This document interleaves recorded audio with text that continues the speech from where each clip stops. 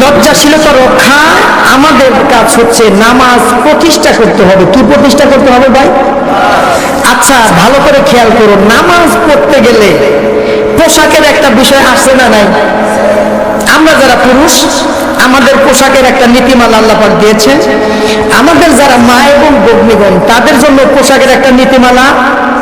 যদি এই নীতিমালা মেনে কোনো বান্দা বা বান্দি 5 ওয়াক্ত নামাজ পড়ে, ওই লোকটা কি বেলজ্জা, বেপরদা, লজ্জাহীনতা থাকতে পারে? প্রাথমিকভাবে ধারণা করে থাকতে পারে। আল্লাহ পাক সূরা আনকাবুতের 45 নম্বর আয়াতে বলেন, ইন্নাস সালাতি তানহা আনিল ফাহশাই ওয়াল মুনকার। আল্লাহ পাক জানিয়ে দিলেন নিঃসন্দেহে অবশ্যই নামাজ অশ্লীলতা এবং সমস্ত পাপাচার থেকে মানুষকে রক্ষা করে। তাহলে অশ্লীলতা যদি থেকে এই নামাজ আমাদের বাঁচায়, তাহলে তো নামাজ ধরতেই হবে। কথা কোন ঠিক কিনা? এটা তো আমার কথা না, সূরা আনকাবুতের 45 নম্বর আয়াত। তাহলে নামাজ পড়তে রাজি আছি আমরা? কিভাবে নামাজ পড়লে অশ্লীলতা দূর হয়? 1 নম্বর, আমরা জানি নামাজ শুরু করার আগেই আমাদের আহকাম আছে না নাই? যেমন পোশাক পরিচ্ছদ পাক হওয়া লাগে, লাগে না? সতর ডাকতে হয়। যে জায়গায় নামাজ পড়বো ওই নামাজের জায়গাটাও পাক হওয়া লাগে। এমন কি পাক কোরআনুল কারিমে বলেছেন, যখন তোমরা নামাজে দাঁড়াইবা তখন উত্তম সুন্দর তোমাদের পছন্দনীয় পোশাক পরিধান করে নামাজে দাঁড়াও। আমরা তো নামাজে দাঁড়াই সবচেয়ে নোংরা পচা পোশাক, প্রয়োজন হলে গামছা কাঁধে নিয়ে নামাজ পড়ি। অথচ ওই গামছা নিয়ে কত মানুষ কোন জায়গায় যাইব না। কথা কোন ঠিক কিনা? আল্লাহর সামনে দাঁড়াবেন, আল্লাহ পাক নিজে বললেন কি, ইয়া বানি আদম খুযু যিনাতাকুম ইনদা কুল্লি মসজিদ। প্রত্যেক নামাজেই তোমরা তোমাদের উত্তম পোশাক পরো। সুবহানাল্লাহ পড়ুন, সূরা আরাফের 31 নম্বর আয়াত। আপনারা প্রত্যেক নামাজে সুন্দর পোশাক পরার আদেশ পাইয়া সবচেয়ে পশা পোশাক পরলেন, আপনার কি আল্লাহর অর্ডার মানা হইল? তাহলে উত্তম পোশাক যখনই পরবেন, পর্দা পশিদা যখনই করবেন মা এবং ভগ্নীগণ, তাইলে কি ভাই বেপর্দা থাকার সম্ভাবনা, অশ্লীলতা থাকার সম্ভাবনা, শরীর প্রদর্শনের সম্ভাবনা যদি না থাকে, তাহলে নামাজ আপনাকে টাইট বানায় দিছে, পর্দা করে আনিছে।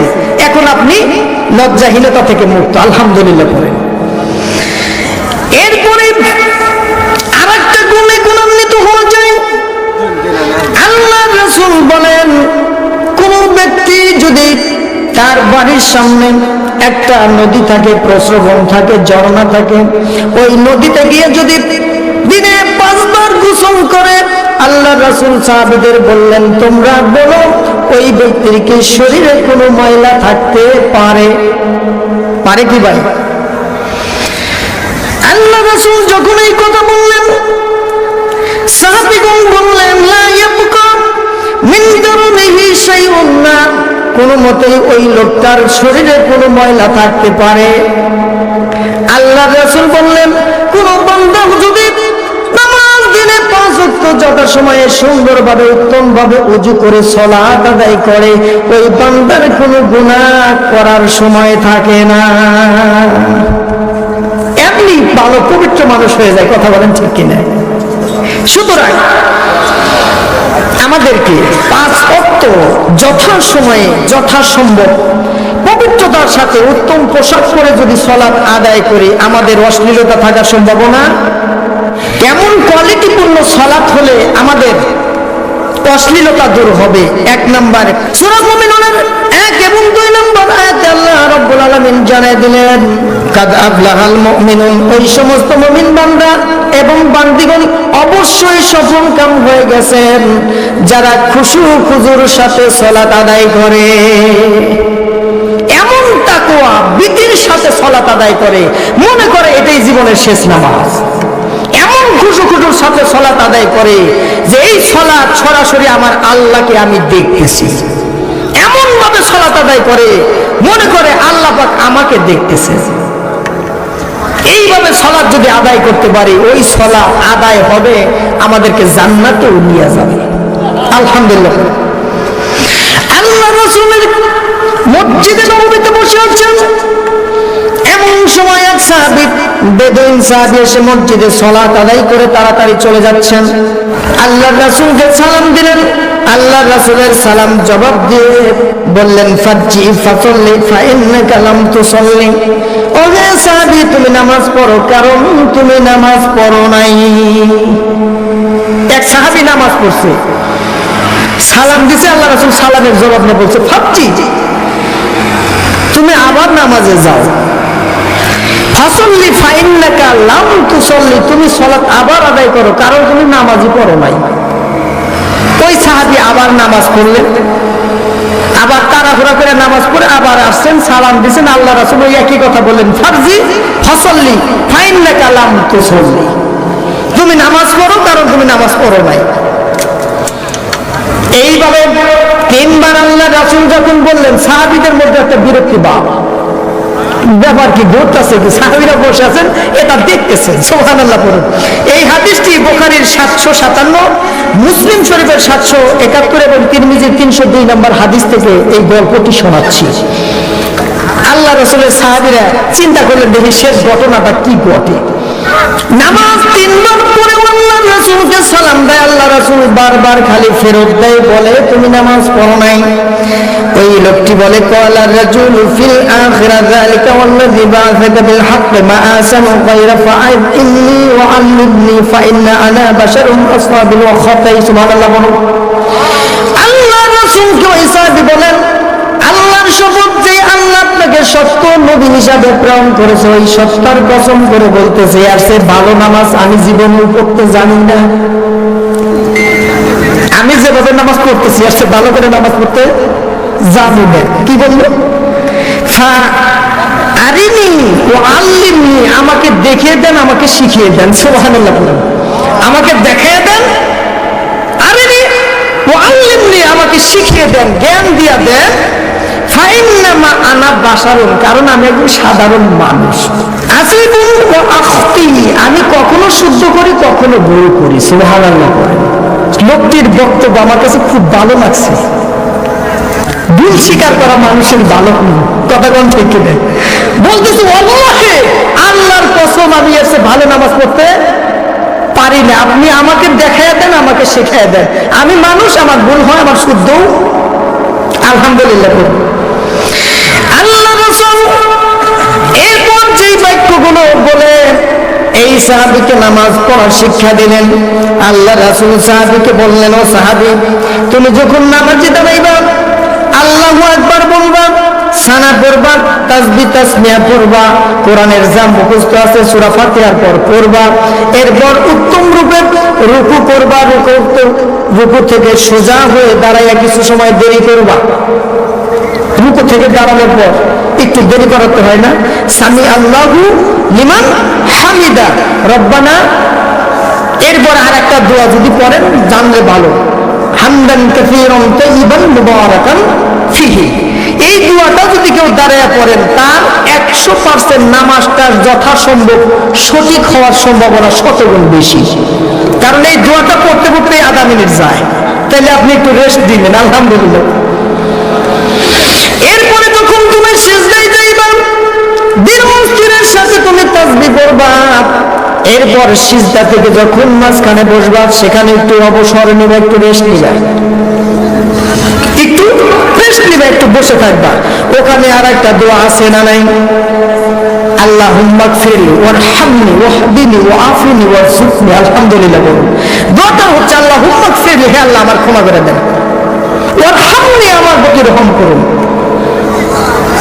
ওয়াহদিনি, আমাকে হেদায়েত দান করুন, ওয়াআফিনি, আমার প্রতি নিরাপত্তা দান করুন, ওয়ারযুকনি, আমাকে আপনার পবিত্র রিজিক থেকে রিজিক দেন। শ্রেষ্ঠ দোয়া তো দুই সিজদার মাঝখানের দোয়ার মধ্যেই পাওয়া যায়। আলহামদুলিল্লাহ পড়েন। এই দোয়াগুলো শিখবেন ইনশাআল্লাহ। এইভাবে সুন্দর করে সাবলীলভাবে উত্তম রূপে নামাজ পড়ার শিক্ষা দিলেন। এইভাবে যদি সালাত আদায় করতে পারি, আমাদের সালাত সমস্ত অশ্লীল দূর করে দিবে। সুবহানাল্লাহ বলে। তবে কিছু নামাজের ক্ষেত্রে সবসময়ই থাকতে পারে, ওরা নামাজও পড়বো চুরি করবো নাকি কর, ওই চোর ফিরে না কোনো সুযোগ, কারণ ও নামাজের নিয়তে পড়েই নিয়ে। এক ব্যক্তির সম্পর্কে আল্লাহ রাসূলকে এসে বললেন, ইয়া রাসূলুল্লাহ, আমাদের সমাজে এমন একজন ব্যক্তি আছে রাত্রিবেলায় নামাজ পড়ে, ঈশার নামাজ পড়ে, কিন্তু যখন রাত্রি গভীর হয় আমরা তাহাজ্জুদ করবার আসি আর ও চুরি করবার যায়। কি করে? ও গভীর রাতে চুরি করে। আল্লাহ রাসূল বলেন, অপেক্ষা করো, ও যদি নামাজে রত থাকতে পারে তাহলে ও চুরি ছেড়ে দেবে, আর যদি চুরি করার জন্যই নামাজ পড়ে তাহলে ও নামাজ ছেড়ে দেবে। কথা বল ঠিক কিনা? ও যদি নামাজটা পড়ে চুরি করার সময় যায় না তাই পড়ে, তাহলে ও নামাজ এক সময় পড়বে না, ছেড়ে দিবে। আর যদি নামাজ ভালোবাসে, চুরিটাও স্বভাবগত কারণে আগে থেকে করতেছিল তাই স্বভাবে থাকতে পারে না, যায়, তাহলে এক সময় নামাজের প্রতি প্রেম সৃষ্টি হয়ে ও চুরি ছেড়ে দিবে, নামাজ ধরে নিবে। আলহামদুলিল্লাহ। পড়ে। ফর এক্সাম্পল, দুইজন বন্ধু, এখন একজন বন্ধু খুবই ভালো আর একজন বন্ধু খুবই খারাপ। যদি এরকম হয় যে ভালো বন্ধুটা খারাপ বন্ধুর কোনো বিশেষ গুণে গুণান্বিত হইয়া ওই খারাপ বন্ধুর কাজে যায়, তাহলে এই ভালো বন্ধু বেশি দিন নাই ও খারাপ হবে। আর কোন খারাপ বন্ধু ভালো বন্ধুর কোনো বিশেষ গুণের কারণে প্রতিদিন আসে, আর ওই ভালো বন্ধুর সাথে থাকতে থাকতে থাকতে থাকতে খারাপ অভ্যাস বাতিল হইতে হইতে এই বন্ধু ভালো গুণে গুণান্বিত হয়ে ভালো হয়ে যাবে। কথা বলেন ঠিক কিনা? তো আপনি কোনটার জন্য যাচ্ছেন, এইটা হচ্ছে বড় বিষয়। আপনি কোনটাকে পছন্দ করতেছেন ওইটা হলো বড় বিষয়। যেটা পছন্দ করবেন ওই দিকে ড্রাইভার করে নিয়ে যাবে আল্লাহ, না হইলে শয়তান। আলহামদুলিল্লাহ। পড়েন। এটার ব্যাখ্যা কিন্তু আবার কঠিন। নামাজ অপূর্ণতার আর একটা কারণ, আল্লাহ রাসূল বললেন সাহাবীদের সবচেয়ে বড় চোর হচ্ছে যে নামাজের মধ্যে চুরি করে। সাহাবীরা বললেন, ইয়া রাসূলুল্লাহ, নামাজের মধ্যে আবার চুরি করে কেমনে?